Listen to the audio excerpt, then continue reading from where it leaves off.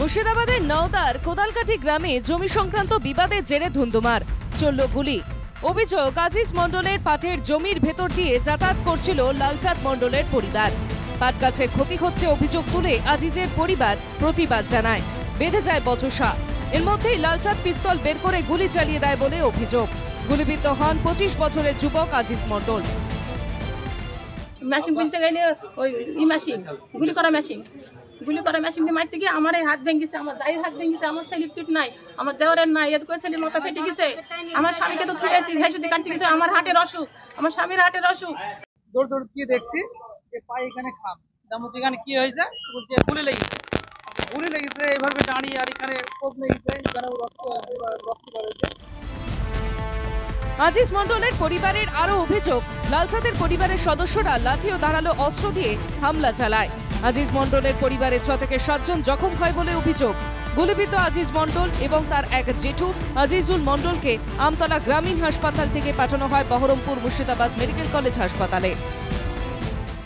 কি কারণে মারলো? আমার হাতটা ভেঙে দিল লাঠি দিয়ে, ওই তো পাটের জমি করা পাট ভেঙে দিল তাইলি। আপনারা তো দেখতে গেছিলেন? হ্যাঁ, আমরা দেখতে যাচ্ছিলাম। ওই তো মারামারি, ওই তো মেয়ে ধরে তার বাড়ির সামনে হয়ে। কি দিয়ে মেরেছে? হ্যাঁ, ওই তো গুলি করে আমার ভাইপোটাকে আমাকে লাঠি দিয়ে মেরেছে। যে পাট ভেঙেছে, লালচাঁদরা করলা কুচি এইসব বই নিয়ে যায় পাটের মধ্যে দিয়ে, পাট ভেঙে গিয়েছিল, ওরা বলিছে বলে ওর থেকে ধরে মারপিট করেছে।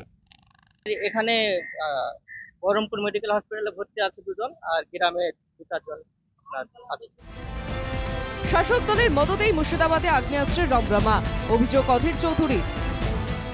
গুলি, বারুদ, মস্তানি, এটা তো তৃণমূল ছেড়ে অন্য দলের হাতে সেরকম নেই আমার ধারণা।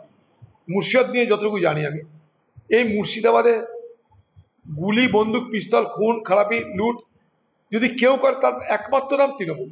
আমাদের তৃণমূলের কর্মী ঠিকই, যে ঘটনা ঘটেছে সেটা একটা জমি সংক্রান্ত বিবাদ বা পাট কাটা বা পাটের উপর দিয়ে এই সমস্ত সমস্যা।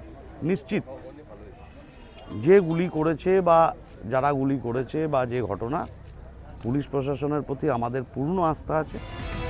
লালচাঁদ মণ্ডলকে নওদা থানার পুলিশ গ্রেপ্তার করেছে। কোথা থেকে আগ্নেয়াস্ত্র পেলেন লালচাঁদ, প্রশ্ন উঠছে পুলিশের নজরদারি নিয়ে। বিনয় রায় রিপোর্ট, NKTV বাংলা।